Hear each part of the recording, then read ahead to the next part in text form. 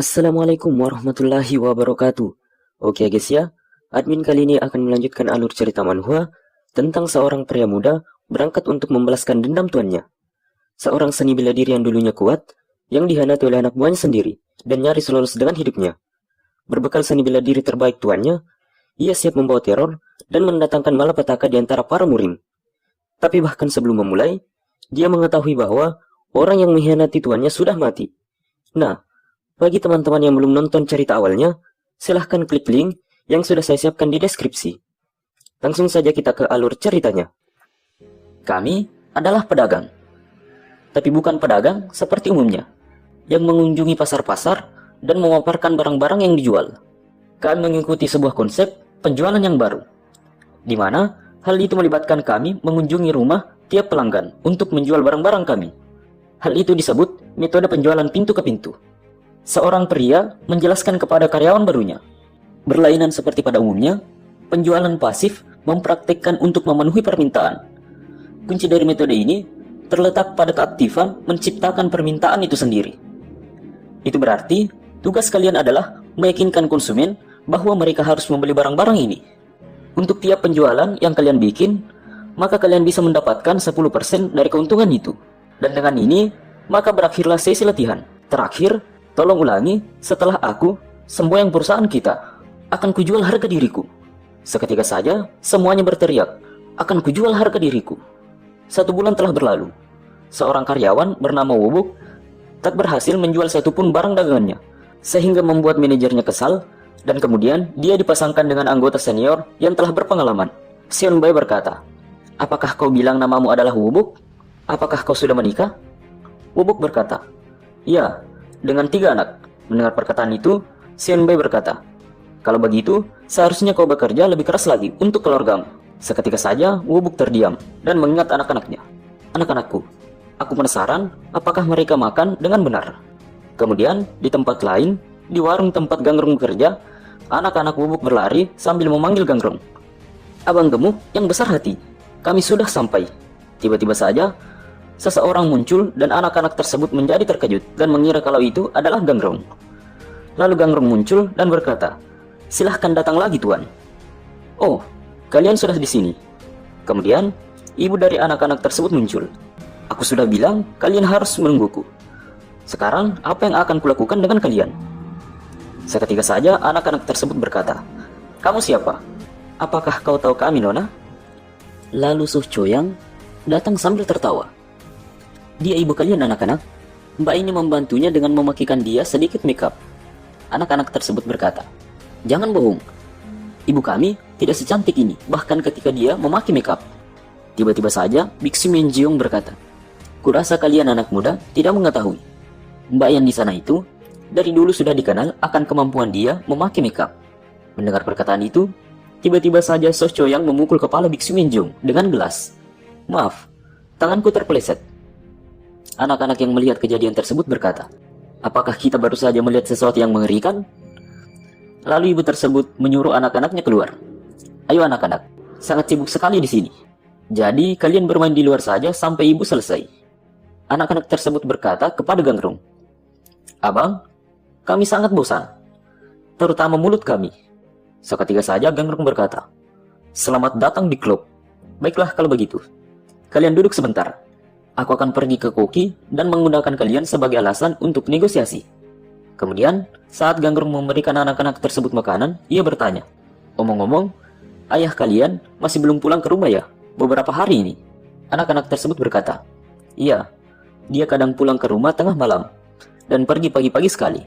Dia bilang bahwa dia akan membawa banyak uang kali ini, dan akan membiarkan kami makan daging sepuasnya. Lalu Gangrong berkata, terdengar bagus. Aku juga pengen bisa makan daging sepuasnya, sampai perutku meledak. Kemudian, di tempat lain, Wobuk dan Seonbae yang sedang menawarkan dagangannya, tiba-tiba diguyur air oleh pelanggannya. Kenapa kalian terus menggangguku? Aku sudah bilang kalau aku tidak akan membeli barang-barang itu. Aku akan lempar kotoran ke kalian di lain waktu. Mendengar perkataan itu, Wobuk menjadi kesal. Namun, dia ditahan oleh Seonbae, dan dia mengajak pergi Wobuk, sambil meminta maaf. Ayolah, ayo pergi.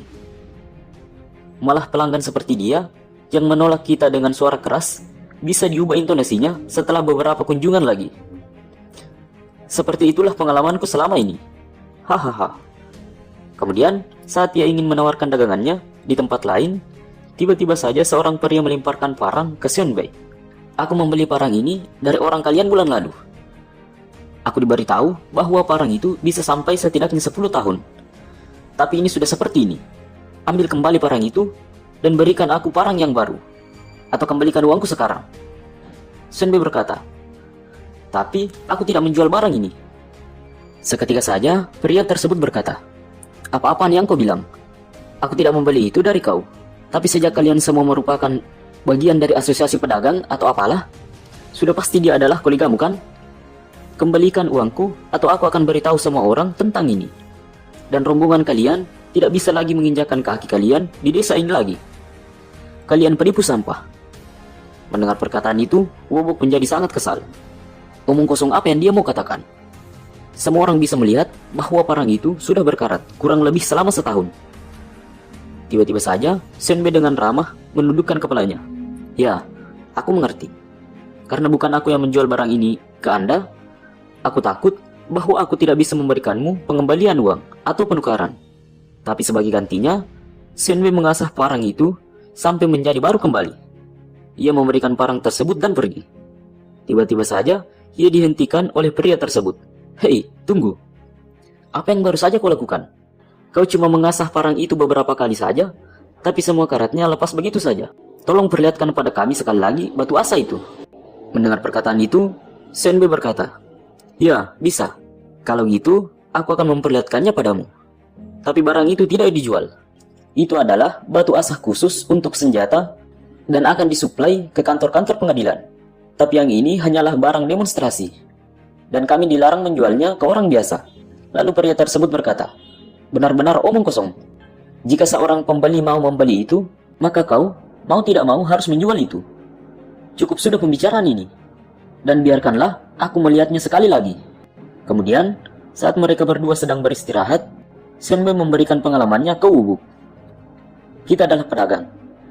Kita punya kewajiban untuk menjual barang-barang kita dalam situasi apapun yang kita alami. Siapapun yang mengingat itu bisa melakukan apa yang kulakukan. Tapi apapun yang kau lakukan tidak boleh langsung menjual. Memaksa seorang pembeli untuk membeli sebuah produk adalah sesuatu yang dilakukan oleh pencuri.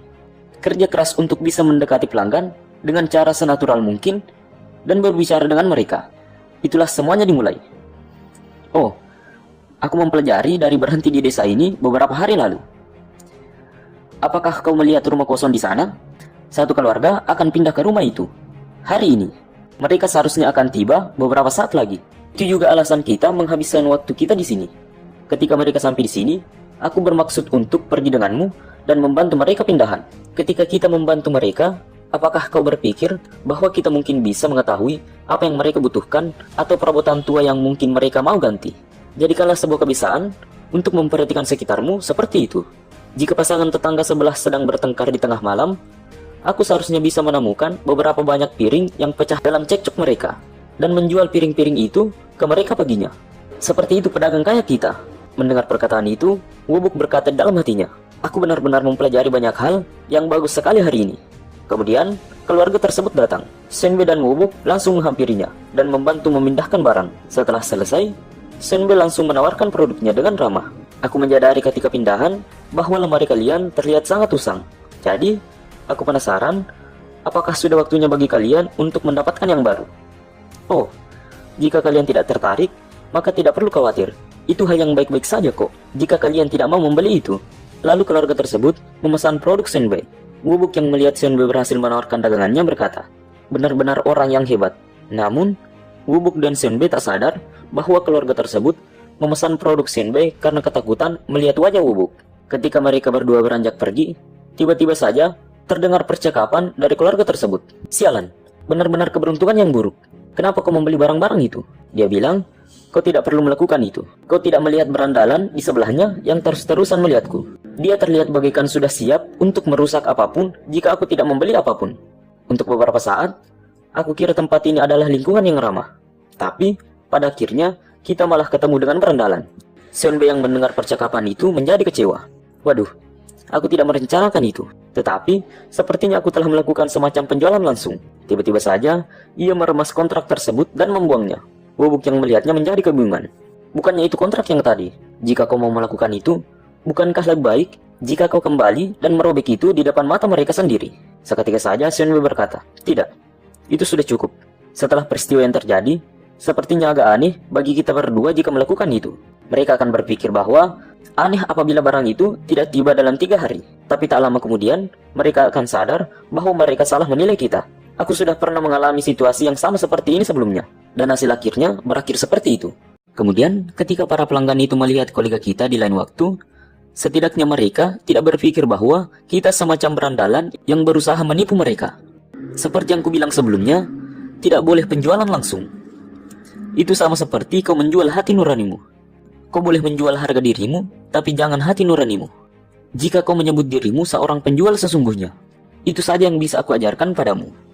Bukankah kau bilang, kalau kau tinggal dekat Gunung Naga Kuning, jalur ke kiri akan membawamu ke gunung itu. Sedangkan, aku akan mengambil jalur ke kanan. Selamat tinggal kalau begitu. Lalu Wobuk menundukkan kepalanya. Ya, aku mengerti. Jaga dirimu baik-baik dalam perjalanan Seonbe. Terima kasih banyak atas hari ini. Kemudian, saat Wobuk pergi, ia baru sadar bahwa ia lupa mengembalikan kontrak milik Seonbe. Wobuk berbalik kembali untuk memberikannya. Namun, yang ia lihat, Seonbe mengambil kembali kontrak yang ia buang tadi. Aku lupa mengembalikan kontrak-kontrak ini padamu. Seketika saja, Seonbe sadar kalau Wobuk melihatnya. Ia langsung terkejut. Apa yang kau bilang itu benar. Jika aku bisa menjual barang itu seperti hari ini tiap hari, aku bisa menjadi seorang miliuner dari dulu sekali. Aku selalu bekerja dengan cara yang sama, tapi kebanyakan hari, aku merasa beruntung sekali jika aku berhasil membuat satu penjualan saja. Tapi hari ini, orang-orang membeli dariku seperti mereka sedang kerasukan. Aku sama sekali tidak pernah mengalami hal seperti ini. Hati nurani? Ya, sudah tentu itu penting. Tapi bagiku, hal yang paling penting adalah keluargaku sendiri, yang masih percaya bahwa seorang lelaki kayak diriku ini adalah lelaki yang bisa diandalkan di seluruh dunia ini. Dari awal, sama sekali tidak ada yang bisa kau pelajari dariku. Seonbe pun pergi begitu saja. Lalu Wobuk menatap ke langit. Tidak, kupikir masih banyak hal yang bisa kau pelajari darimu. Kemudian, saat Wobuk sedang beristirahat di atas jembatan, tiba-tiba ia langsung dikejutkan oleh Gangrong yang muncul begitu saja. Wah, sial, apa-apaan kau? Buatlah suara.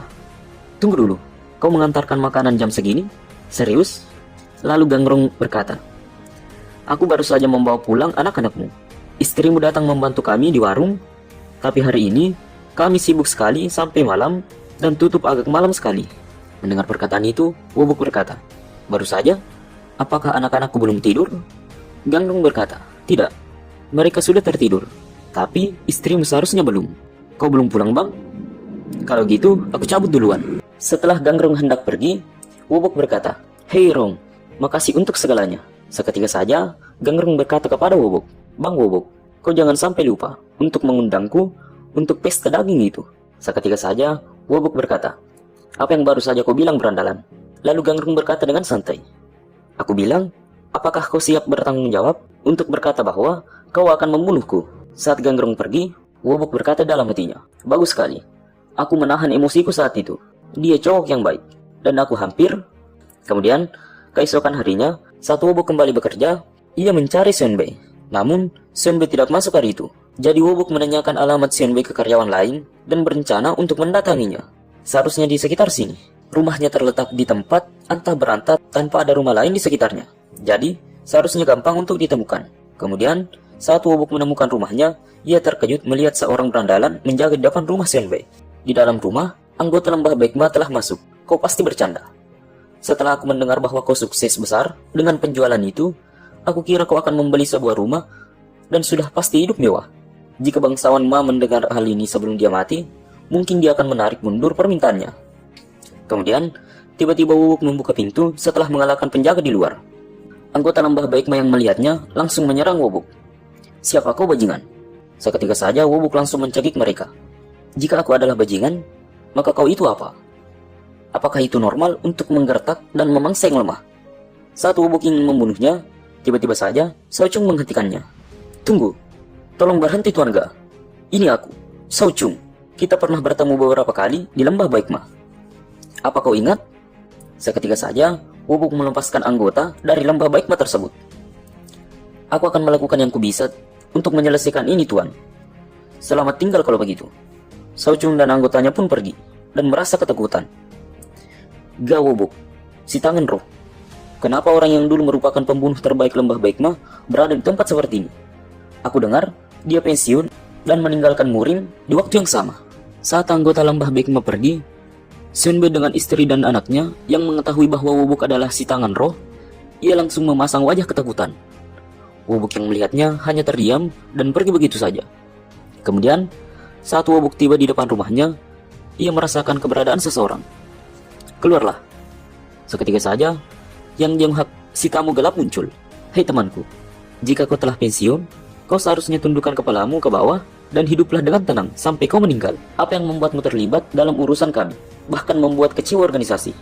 Nyonya kami telah memerintahkan kami untuk membawakan kepalamu ke dia. Mendengar perkataan itu, Wobuk hanya kebingungan. Kecewa? Membuat kecewa organisasi?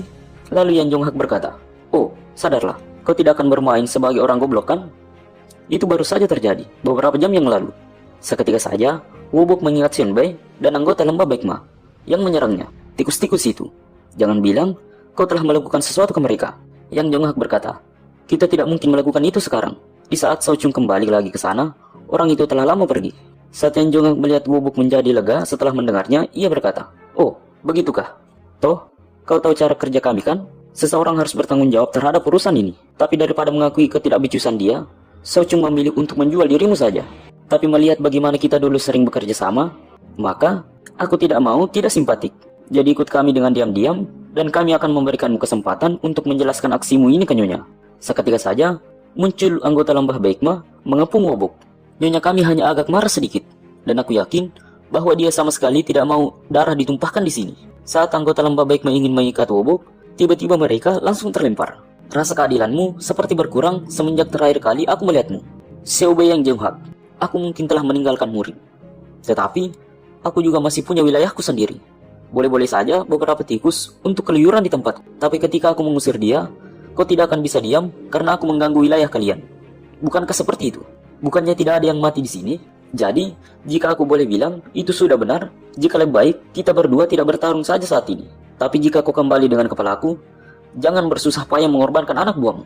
Datang saja ke sini sendiri. Part 6 selesai. Sekian dan terima kasih.